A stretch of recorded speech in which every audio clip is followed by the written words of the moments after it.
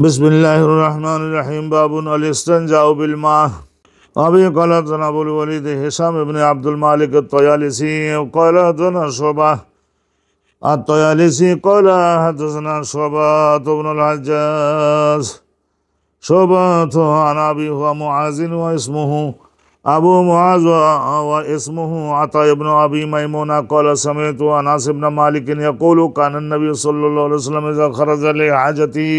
इज़ा खरज लिहाजतिही अजी अना व गुलामुन माना इदावतुन मिन माइन यानी यस्तंजी बिही।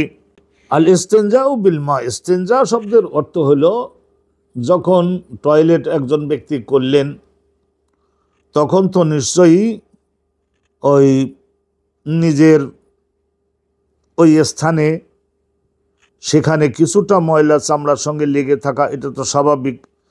তো সেইটা পানি ব্যবহার করে ইস্তেঞ্জা সুন্দর শেষ হওয়ার পরে, তাহলে এটা তো মক্কা মদিনার দেশে পানির খুবই অভাব ছিল, স্বল্পতা।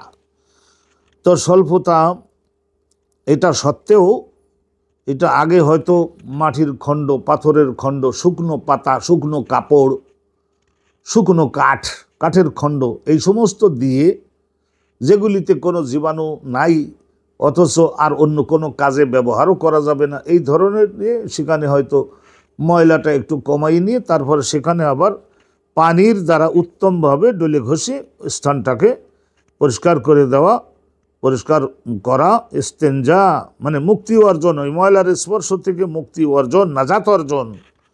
আল ইস্তেঞ্জাউ বিল মাই অবি কল, হাদিসখানা শুনুন তাহলে আর পরিষ্কার হবে। হেডিংয়ের দ্বারা তো কিছুটা আমরা বুঝে নিতে পারি, হাদিসটা শুনলে না উইট ইজ সো ক্লিয়ার, এটা পরিষ্কার হয়ে যায়। আবি কলা আবুল ওয়ালিদ হেসা, আবুল ওয়ালিদ এটা তো কুনিয়াত, আবু ইবনুর দ্বারা যদি হয় কুনিয়াত বলা হয়, কিন্তু আসলে ওনার নাম হলো হিশাম ইবনে আব্দুল মালিক আত-তয়ালিসি বলা হতো। হিশাম ইবনে আব্দুল মালিক আত-তয়ালিসি ইমাম বুখারীর শিক্ষক, উনি সরাসরি 1010 জন বা 20 জনের মতো ওনার উস্তাদের সংখ্যা ছিল ইমাম বুখারী হুজুরের। কলা জানা শুবাতু, তাহলে কি হলো, হিশাম ইবনে আব্দুল মালিক আত-তয়ালিসি শিক্ষক হযরত শুবা ইবনে আল-হাজ্জাজ, ওনার শিক্ষক হচ্ছেন আবু মুআজ। আবু মুআজ কেটা, ও ইসমুহু, আবু মুআজ এটা কুনিয়াত, আসলে ওনার নাম হলো আতা ইবনে আবি মাইমুনা। আতা ইবনে আবি মাইমুনা ইনি তাবিঈ ছিলেন। কলা সামিআতু আনাস ইবনে মালিক, তিনি বলতেছেন যে আমি নিজে আমার নিজের সকর্ণে নিজের কানে আল্লাহ নবী সাহাবী হযরত আনাস ইবনে মালিক রাদিয়াল্লাহু তাআলা আনহু, এখানে আনহুমা বলা যাবে না, কারণ ওনারা বাপে যে মালিক ইসলাম কবুল করবার সৌভাগ্য পান নাই, নবী আসবার আগেই মারা গেছিলেন। হযরত আনাস বিন মালিকের বাপ মালিক ইসলাম কবুল করবার সুযোগ পান নাই, সেই জন্য রাদিয়াল্লাহু তাআলা আনহু এক বছরে ইয়াকুলু, তিনি বলেন, আনাস বিন মালিক বলেন, কানান নবী সাল্লাল্লাহু আলাইহি ওয়াসাল্লাম ইযা খারাজা লিহাজাতিহি, নবী করিম সাল্লাল্লাহু আলাইহি ওয়াসাল্লাম যখন অনুরূপভাবে বেটা লোকদের জন্য তো আর ওই ধরনের বের হয়েই যেতে হতো, বাইরের ফাঁকা মাঠের দিকে রাতের অন্ধকারে যেতে হতো বা দিনের বেলায় সফরের মধ্যে রয়েছেন, তো সেখানে আল্লাহ নবী যখন হয়তো সব ব্যক্তিকে তো আর বলা যায় না, যারা একটু বয়সে কম থাকে, জুনিয়র বয়সের থাকে, তাদের তো এই সমস্ত আরদালি মানে অর্ডারলি, তাদেরকে এই ধরনের বলা যায়।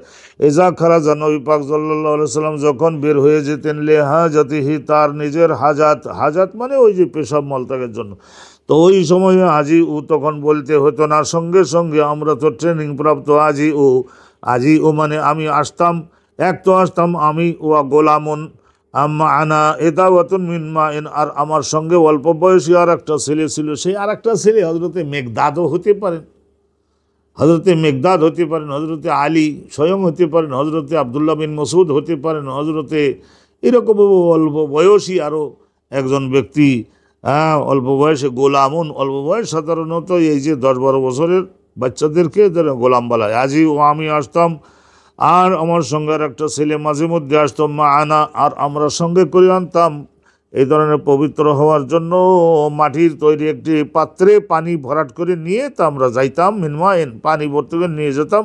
তো ওই পানি কি করবেন, ইয়ানি ইয়াস্তানজি বিহি, তাহলে এই পানি নিয়ে যেতাম, কারণ কি, তা ওই যে পানির যে পাত্রটা ওটা ছোটো সাইজের, মনে করেন 2 কেজি 3 কেজি পানি ধরে, এটা চামড়ার বানানো হতে পারে, পানি ধারণের জন্য চামড়া, এই সমস্ত ভেড়া বকরি দুম্বা এগুলো জবাই করে, সেই জমানায় তো আর চামড়া ফেলে দেওয়ার কোনো সুযোগই ছিল না। ওই চামড়াগুলো দাবাগাত করে সুন্দর করে তারপরে আলহামদুলিল্লাহ রেখে দেওয়া যেত। বাহিরের লোমগুলাও সুন্দর একটা টেকনোলজি ছিল, উঠেই ফেলা যেত, ভেতরের কোনো দুর্গন্ধ নাই।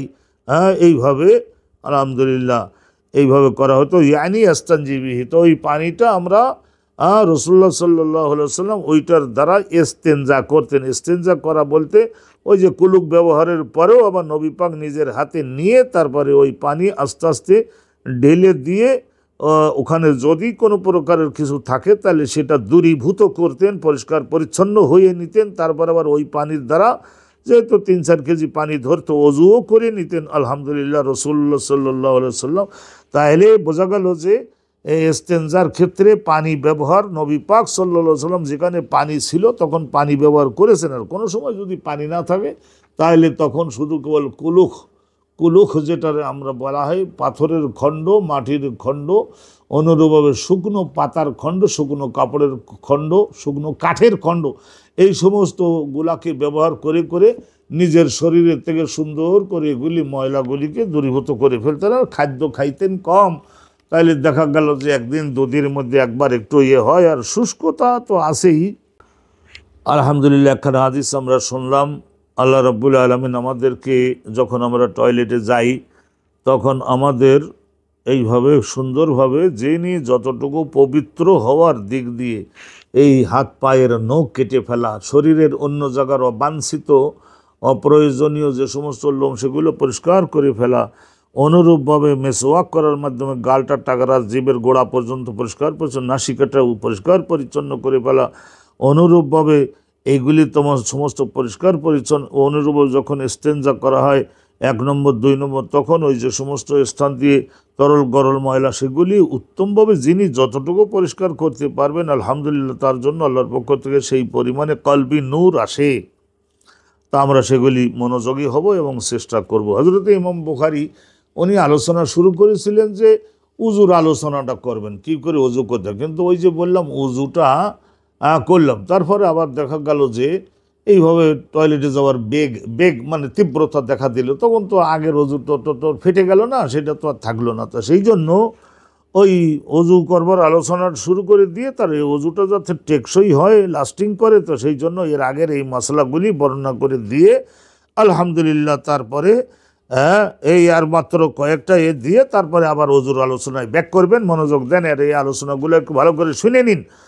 আল ইস্তেনজাউ বিল মা, এটা তো আমরা শুনলাম। তারপরে দ্বিতীয় বাব শোনেন, বাবুন মান হুমিলা মাহু আল মাউলে তুহুরিহি, নবী করিম সাল্লাল্লাহু আলাইহি ওয়াসাল্লামের ইশারায় সিগনালের নির্দেশে রাসূলুল্লাহ সাল্লাল্লাহু আলাইহি ওয়াসাল্লামের সঙ্গে অন্যান্য 2-1 অল্প বয়সী তরুণ বয়সের সাহাবাগণ পানির পাত্রটা বহন করে নিয়ে যেতেন, পানি নিয়ে যেতেন লে তুহুরিহি, ওই পানি ব্যবহার করে নবী করিম সাল্লাল্লাহু আলাইহি ওয়াসাল্লাম অজুও করতেন। অজু ইস্তেনজার পরে অজুও করে নিতেন, আর ওই যদি প্রয়োজন পড়ে তাহলে কুলুক ব্যবহারের পরে আবার ওই পানিও ব্যবহার করতেন।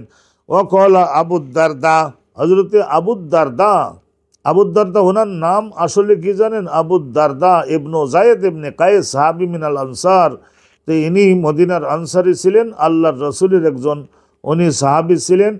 তাহলে হযরতে আবু দারদা ইবনু যায়েদ ইবনে কায়েস, সুবহানাল্লাহি ওয়া বিহামদিহি সুবহানাল্লাহিল আযীম, আবু দারদা আল্লাহ নবীর একজন মহাগৌরবজনক একজন সাহাবী।